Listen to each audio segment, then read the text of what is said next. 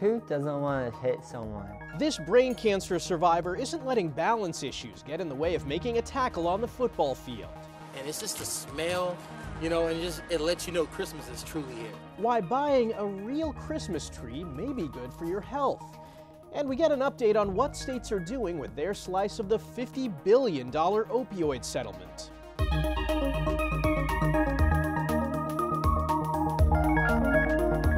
Welcome to Eye on Health, where we focus on stories that affect your physical and mental well-being. I'm Michael George. We begin with a new medical study that may help pregnant women fight morning sickness. It's linked to a hormone called GDF-15, and this discovery means treatments could be developed to prevent the condition. Tina Kraus has details. It really was a living hell. When Charlotte Howden was pregnant with her son 7 years ago, she never expected such a happy time to be so miserable. Like vomiting up to 30 times a day. I couldn't eat anything. It got really serious for me when I was unable to keep water down anymore. She was suffering with hyperemesis gravidarum, a severe form of morning sickness. Now scientists say they know why. University of Cambridge researchers find babies produce a hormone called GDF-15 that can trigger the illness. What we've discovered is that GDF-15 is not just a contributor to hyperemesis, but is the major contributor to the worst form of nausea and vomiting in pregnancy. Prince William's wife, Kate, was so ill from the condition when she was pregnant with Prince George in 2012, she had to be hospitalized. You know, she certainly has put this in the spotlight for us. It's estimated that up to 3% of pregnancies can lead to the most extreme form of morning sickness each year. Researchers believe exposing women to the hormone prior to pregnancy could be helpful. Safely and slowly, in a way that doesn't make them feel miserable, then we can, we hope, reduce the risks of them developing hyperemesis in the pregnancy. Charlotte's son Henry is now 7, and she runs a pregnancy sickness support program to help other women who are struggling. Our community want to help the researchers in any way that we can. Medical trials for new treatments could start in the next few years.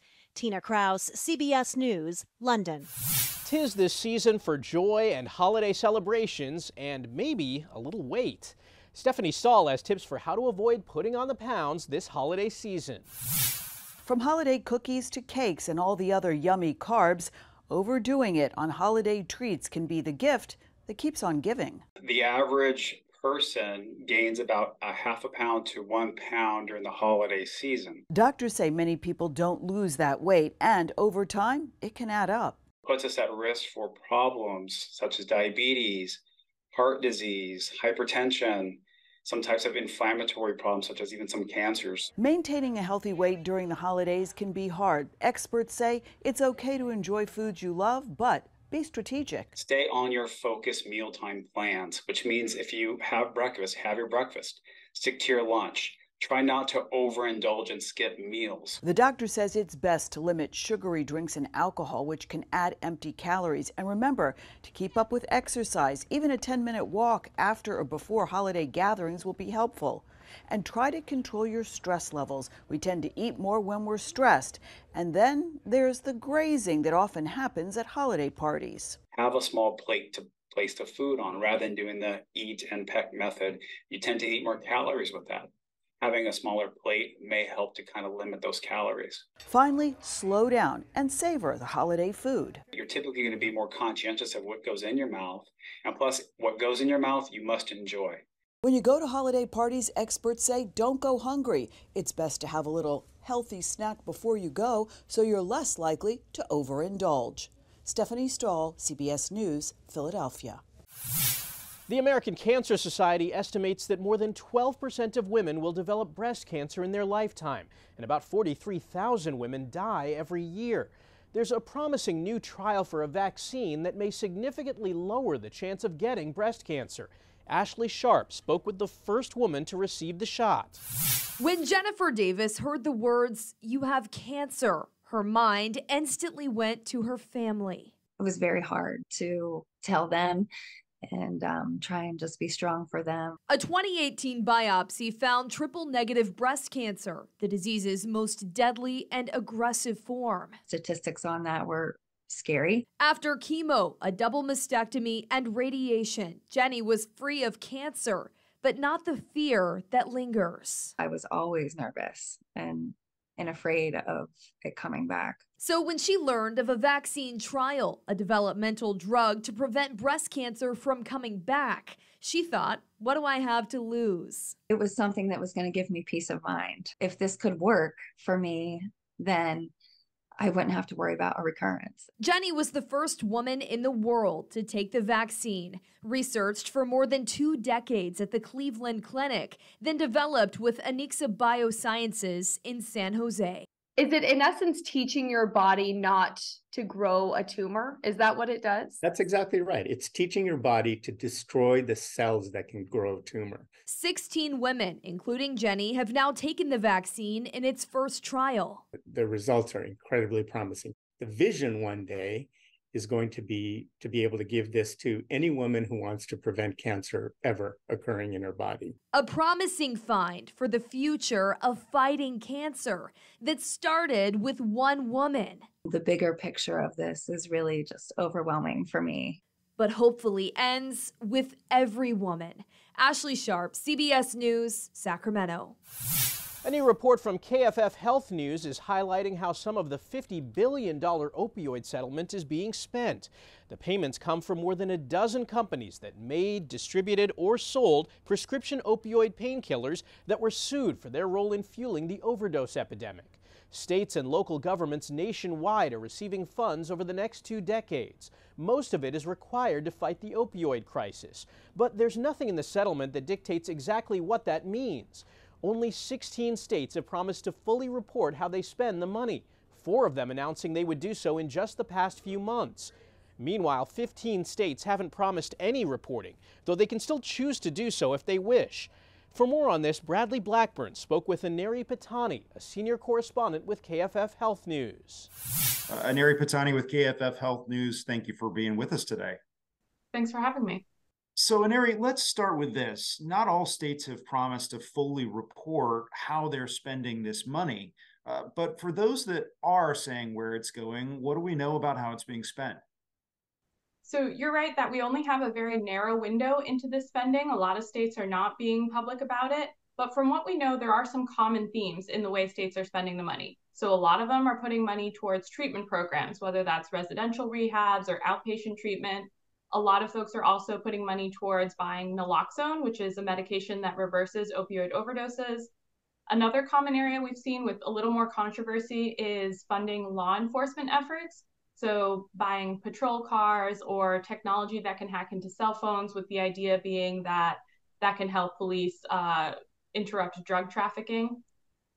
But there's also a pool of states that have just not spent the money yet, or a vast majority of their funds are sitting in a bank account somewhere.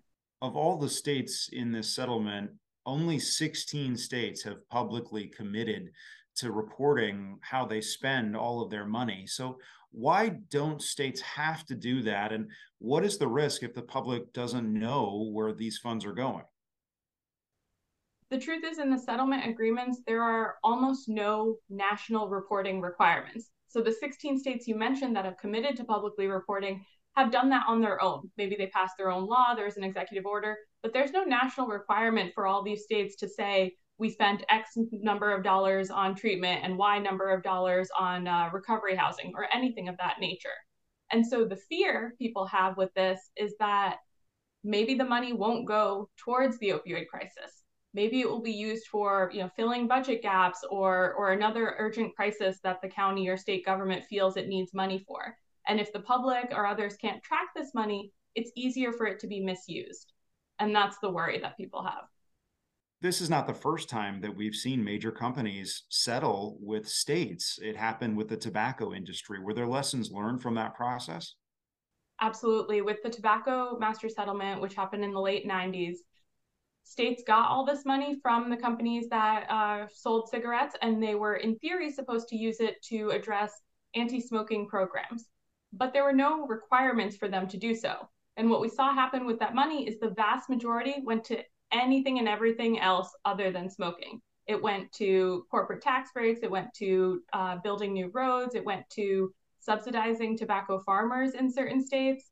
So this time around, when the national opioid settlements were being formed, states made sure there was language in there that said 85%, so the vast majority of this money, has to be spent related to the opioid crisis. But there's still that missing reporting component we talked about. And so it's hard to track if states are living up to that 85% requirement. All right, Aneri Patani with KFF Health News. Thanks for being with us. Thank you. Doctors and parents are now being urged to take an aggressive new approach against childhood obesity. It affects nearly 1 in 5 children and teens in this country. The U.S. Preventive Services Task Force says doctors need to intervene, starting with kids as young as 6. So we're talking about a minimum of 26 hours per year. So if you break that down, that comes down to, say, half an hour per week or an hour per week of meeting with specialists on a consistent basis. So that could be everyone from a dietitian to a physical therapist or trainer to a mental health specialist to really address what are the issues that are driving the obesity. CBS News medical contributor Dr. Celine Gounder notes the task force is not recommending weight loss drugs, but there is a debate in the medical community about them. We are seeing people getting more and more obese, adults and children. We're seeing obesity start at a younger and younger age, and there's this desperation to do something. Now, whether it's safe to be giving weight loss drugs to kids, that really remains to be seen, and they're only approved for people 12 and up right now. People from low-income families are more likely to be obese. Dr. Gounder says it's important to teach a healthy lifestyle, but often those families lack access and the means to buy healthy foods. This next story might be too ironic for even Alanis Morissette. 23-year-old Andy Hong is a nurse at Dartmouth Hitchcock Medical Center. She was just about to attend a practice session on how to respond to someone in cardiac arrest when she herself went into cardiac arrest. We were just going through some, general instructions of how the day's going to go, how the scenario is going to play out. And all of a sudden, I started feeling really dizzy. And I felt a little nauseous as well. So I turned over to Lisa and I told her that I feel like I need to sit down. And that's the last thing I remember. Instructor Lisa Davenport quickly got help. And instead of practicing chest compressions on a mannequin, they went to work on a colleague and friend. We now have this bond that I don't know. I don't think anyone else have it. Because, more than just co-workers now. Hong says she has no family history of heart problems. The American Academy of Pediatrics estimates that approximately 2,000 people under the age of 25 die from sudden cardiac arrest in the U.S. each year. Coming up, they say life's not about how many times you fall down, but about how many times you get back up. After battling a brain tumor as a child, how one high school football player refuses to stay down.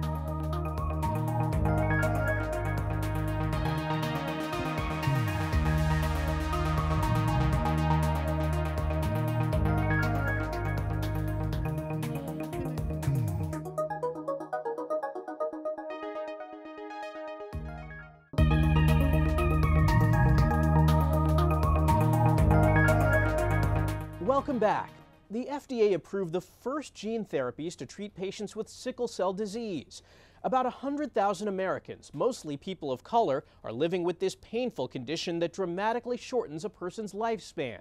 CBS News chief medical correspondent Dr. John LaPook shows how the new therapy changed the life of a 15-year-old from Connecticut. From the time he was a baby, pain was at the center of Johnny Lubin's daily existence. Like my lower back, and it'd really be hurting. Johnny had inherited a gene for sickle cell from each of his parents, Fabienne and JR. It was devastating as I found out and discovered more about the disease. Pain from sickle cell can occur anywhere blood circulates.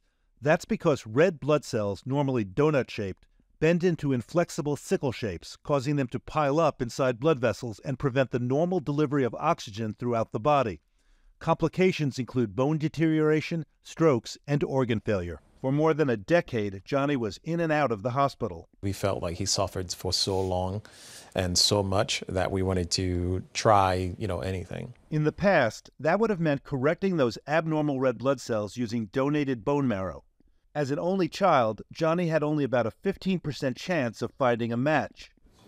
But then, the family learned about a cutting-edge clinical trial to edit a small number of the billions of letters in Johnny's genetic code. and relieve his symptoms. No donor would be needed. They did explain that it's a trial. First, stem cells were removed from Johnny's bone marrow, and he was given chemotherapy to help wipe out the abnormal cells. Then, in a laboratory, the gene editing technology called CRISPR was used to increase the amount of a protective form of hemoglobin, a protein that picks up oxygen from our lungs and delivers it throughout the body. The cells were then infused back into Johnny's bloodstream.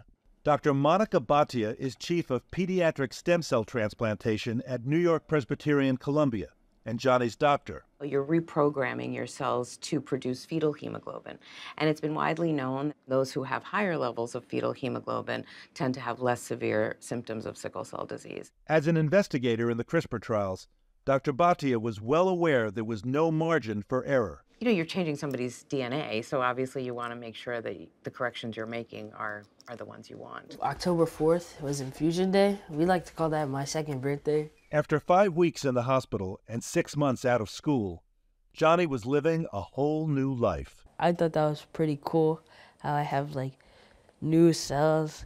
And I honestly hoped, I could get, some superpowers from it, like genetically engineered. His doctor said everything looks good. He can go and live his life as a normal kid. Dr. John LaPook, CBS News, New York. Doctors at Queensland Children's Hospital in Australia are using a unique tool to help treat some of their youngest patients. So high. 10-week-old Ruby Carson was born with half of her heart severely underdeveloped. Doctors say music therapy helps keep her heart rate low and in stable condition. She feels nice and relaxed. She goes to sleep very easy, very calming. 9-year-old Evie Smith has cystic fibrosis. She loves the therapy so much, she started taking guitar lessons. It took the edge off the procedures. There was calmness in the room, and watching Evie smile was worth it. The Cleveland Clinic says music therapy can provide benefits for patients with any number of conditions, like cancer, dementia, and anxiety disorders. A high school football player in California is proving that winning isn't always tied to a score. Danya Backus introduces us to this 16-year-old brain cancer survivor who's now a source of inspiration for his team and his community. On the football field, Quinn Kelly makes plays like any other high school defensive end. But off the field, his parents say it was hard to imagine Quinn would ever play this sport. No. Especially Never. football. No way. No. Walk to mama. Quinn was a healthy baby until at 14 months he was rushed to the hospital. Doctors discovered Quinn had an astrocytoma, the most common type of brain tumor found in children. It had burst and he needed emergency surgery. He lost all capacities to swallow, move, anything. He just lost absolutely everything. And we never knew if he was ever going to get it back. Quinn spent nearly a month in the hospital, then years in physical, occupational, and speech therapy. It wasn't until the age of 6 that he was able to walk on his own. Now at 16, he still struggles with balance. I fall down at least once every practice. But he never doubted his spot on the gridiron. And as soon as his neurologist cleared him to play, Quinn was not going to fumble the opportunity. Why football? Because it's fun and who doesn't want to hit someone? The impact of his hits go beyond the game. He is just one of the guys and just wants to be treated like them and works as hard as everybody else, if not hard times harder. His Malibu High School teammates consider him an inspiration. If Quinn could play football, you could kind of just believe that you could do any physical sport or even just anything. Proving overcoming life's hard knocks is also how you win. Danya Backus, CBS News, Malibu. After the break, the innovative procedure doctors used to keep this baby alive until they found him a heart donor, and the surprising health benefits a real Christmas tree provides.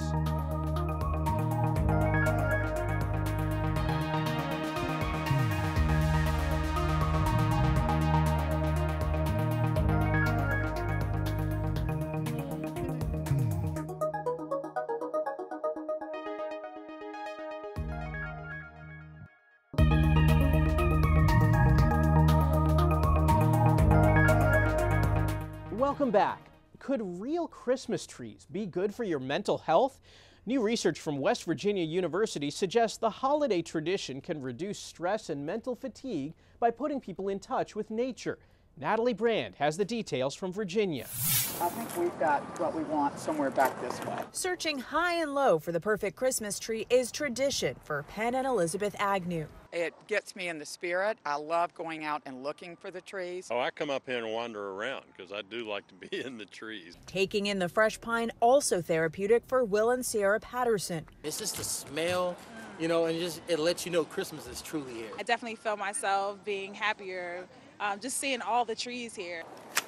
It's not just imagined. A new study from West Virginia University suggests even shopping for a real tree can boost your mental health. Participants watch videos simulating shopping for real trees outside and fake trees inside. Researchers found the real tree experience helped people with mental fatigue and made them feel less irritable. The biggest takeaway is that people like to go out to the natural world. There's just been an enormous amount of research all documenting the health benefits of nature. Stop and smell the trees and look for the awe-inspiring aspects of nature. The study's authors point to the Japanese practice of forest bathing, which has decades of research showing it can reduce stress, with levels of cortisol shown to drop after a walk in the forest, or in this case, an urban escape. It just changes my whole attitude. I love coming here every year just to see the trees, even if I'm not buying it, just to kind of just be in the environment for trees, right? So it's kind of like a nature hike. Right. A possible remedy to relieve some of the stresses of the season. Natalie Brand, CBS News, Virginia. The chance of an infant dying while waiting for a heart transplant is up to 20%. That's higher than for any other group of organ patients, all due to a lack of donor hearts. So that's why one family from Israel knows how special it is to be celebrating their one-year-old's birthday this month. Bradley Blackburn has the story. It's a birthday party with decorations, a cake, Happy birthday, and a song. The one-year-old baby at the center of it all has had a year like no other. This year was success.